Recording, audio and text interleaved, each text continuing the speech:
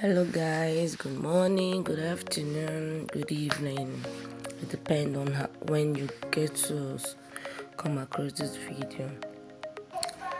Today tutorial I'll be teaching you how to convert your old extension to wig. Today wig is invisible part.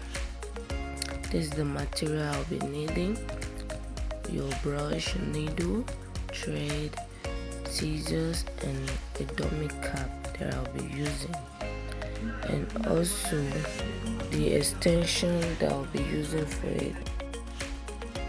I decided to start it all around because this is the best way to start a wig.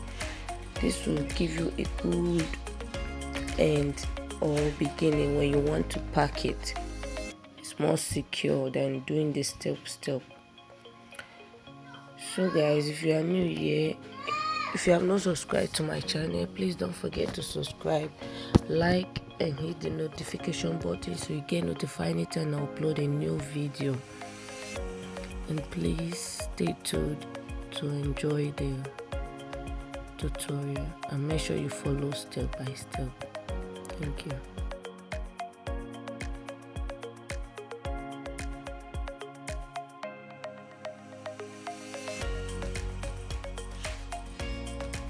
Before I forget, thank you my old subscriber. Thank you for your love. Thank you for liking. Thank you for your comment. Thank you for having the time, creating the time to watch my video. Thank you so much.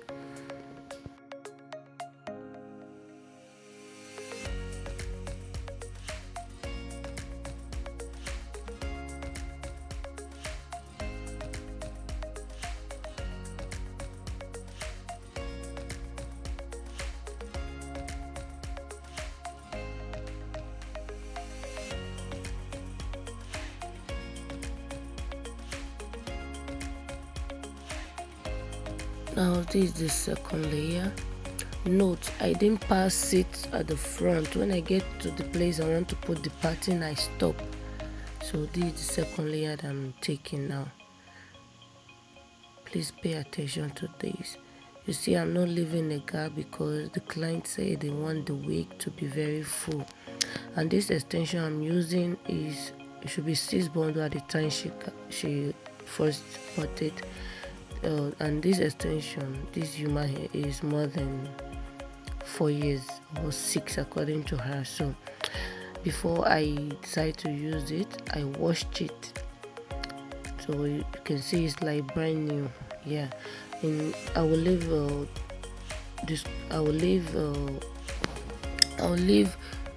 the description button below on how to wash your human hair to become brand new.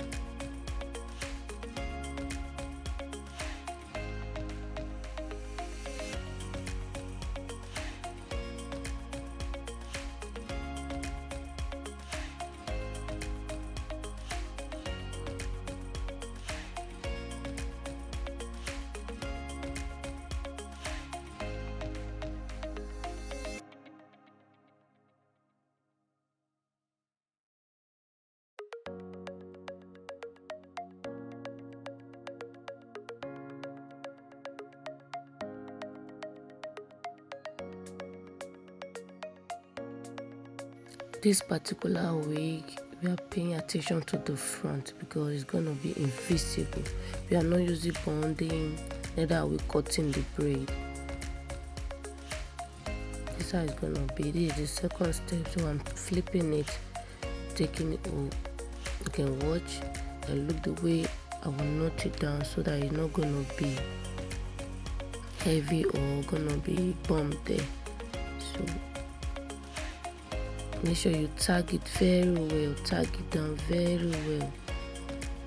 See, I use my finger to hold it down, then I pass the needle on the single part and place it down, not on the lower part, on the upper part and low and tag it down. When you tag the lower and the upper part together, it won't be flat, so after flipping, you just knot the upper part on the dummy cap and use your hand to press it down. Use your hand to secure the knot. As you can see, very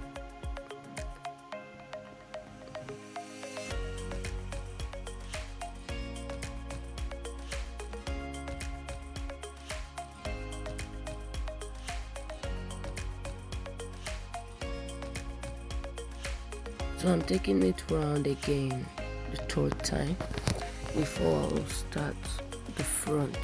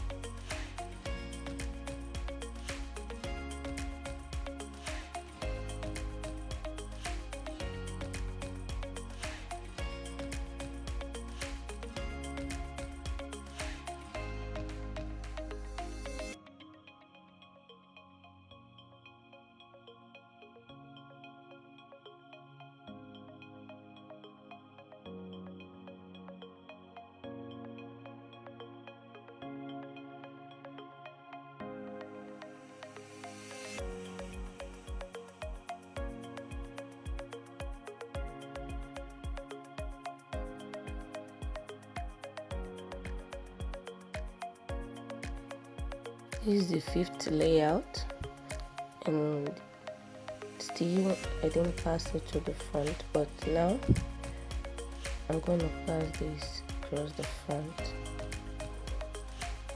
Just pay attention to the way I'll do the front layer.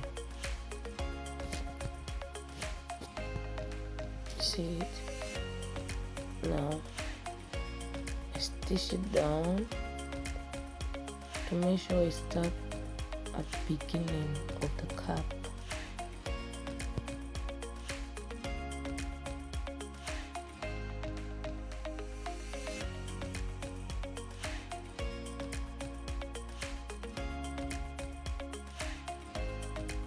Just hope you can see what I'm doing. Tagging it. Don't double it. I do it single. I start at the beginning of the dummy cap.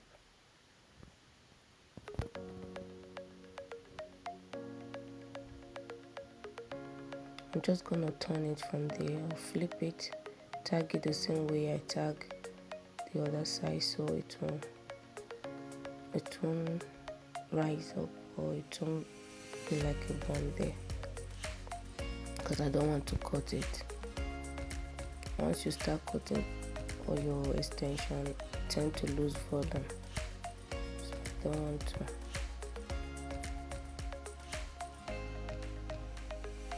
So I'm just going to tag the hair on top of each other at the front. I'm not leaving space, I'm not leaving an inch. I keep tagging it on each other till you get to the center part where I want to close it. You can see it. Just watch what I'm doing. I just put it on top of the first layer that I sew, and I'm going to sew it all over again.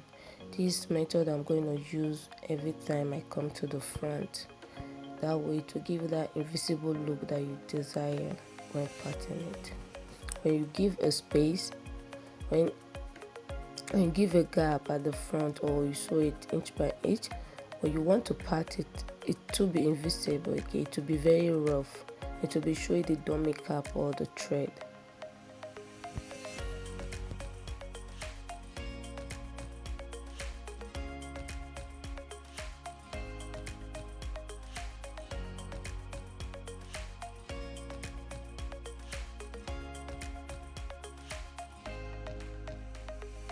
Continue sewing it just like you want to sew your piezel. That's the method I use.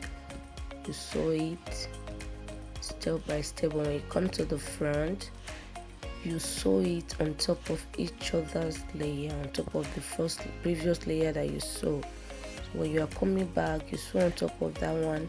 That's how you're gonna do it until you get to the middle. You can see, watch my hand, see it. Passing it on top of the previous one. I'll do it over and over until I get to the middle, where I'm going to use a closure to cover it.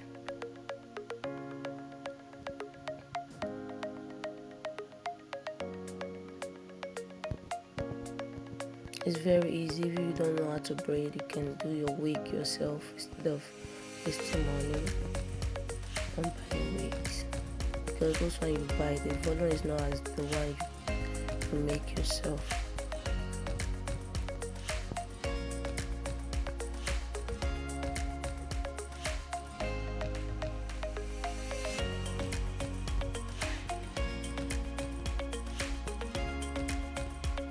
You can see it. I'm not finished. This is just the half part of it. You can see. You can see the down. You can see the needle.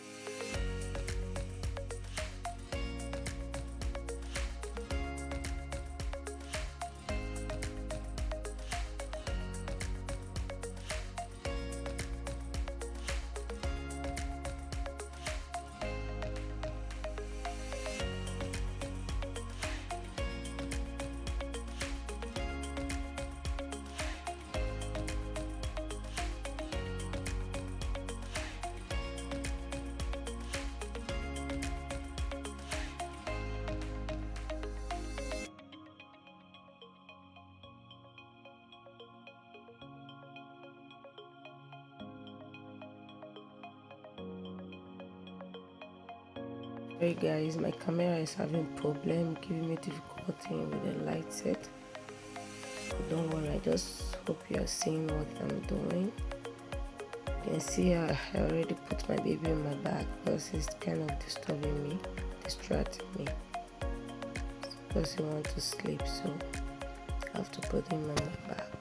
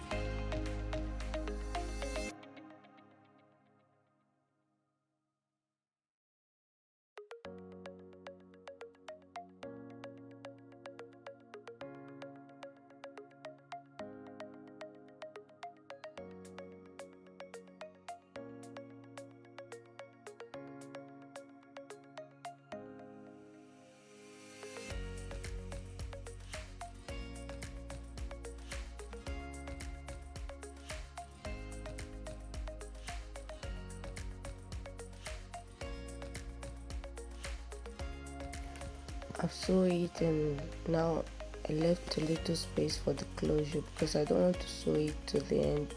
That way they will know it's needle. But as I leave this little hole, little gap, I'm going to create a closure to cover it. That way it will look like, as in it will have a good finishing. You wouldn't know if it's made of glue or a thread.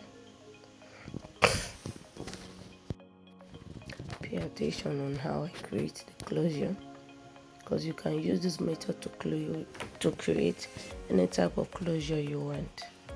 This is the hair I want to use for it. I'm gonna pass the needle through.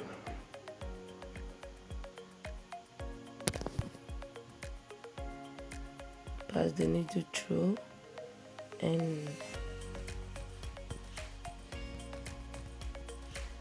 wrap it. Wrap and you sew. When you wrap, you sew.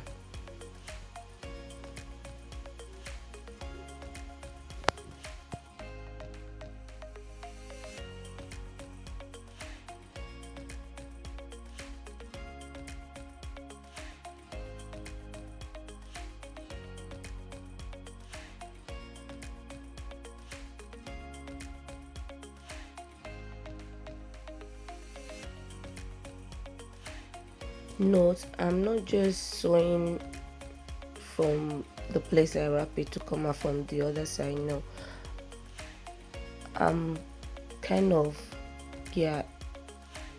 passing the needle in between the previous layer and the layer that I want to stitch, not from the layer down to the first layer. No, you can see the way I'm doing it. Pass it round and round, not pass it, should I call it cross section? No.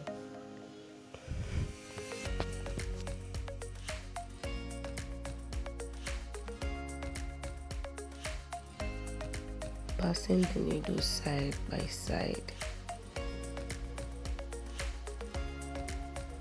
When you wrap, you pass it with the previous one, like this. You bring it up, then you wrap again, you pass it. Now I just check if the size is okay for the closure, and I got the perfect size, and this is okay for me, so I'm going to trim the remaining extension out and place my closure in.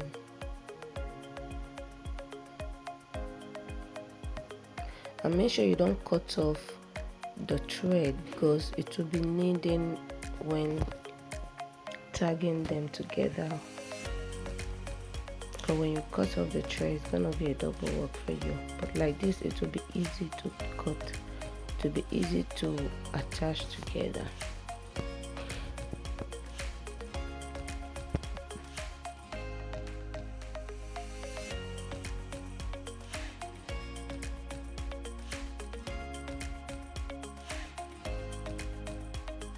This is the finished look. I just use my finger to tap it inside.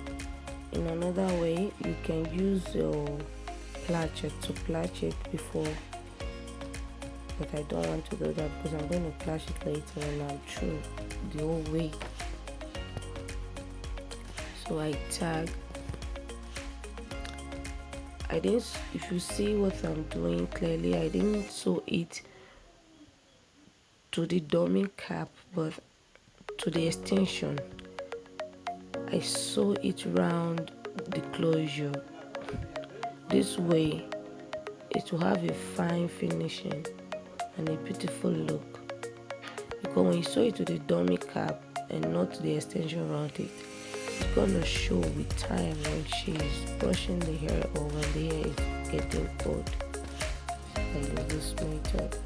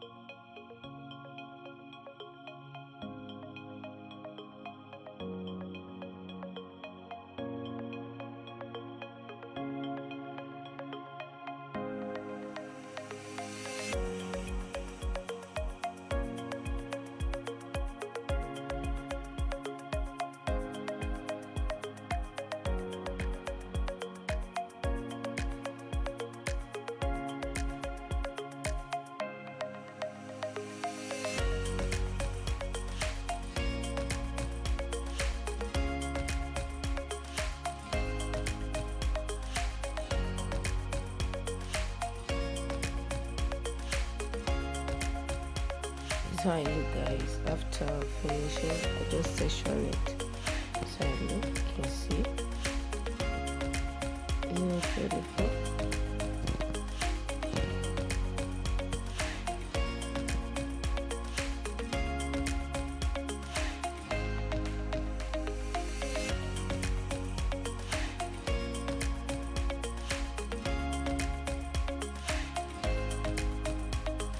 Now it's time to, I just oil it and brush it. I'm going to flash it, press it down the pattern with hot iron.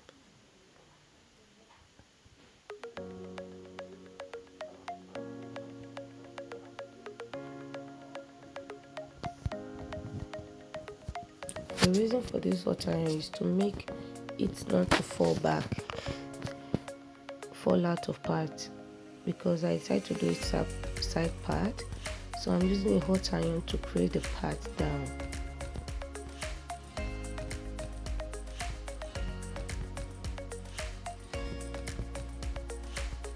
If you don't use the hot iron to flash it, it's gonna come back when you store it. The part is gonna close again. So this is how it looks, guys. This is how it looks. If you love it, guys, don't forget to leave your comment below, like and share. Please, if you're new, don't forget to subscribe to my channel, and to my old subscriber, thank you so much. I really appreciate it.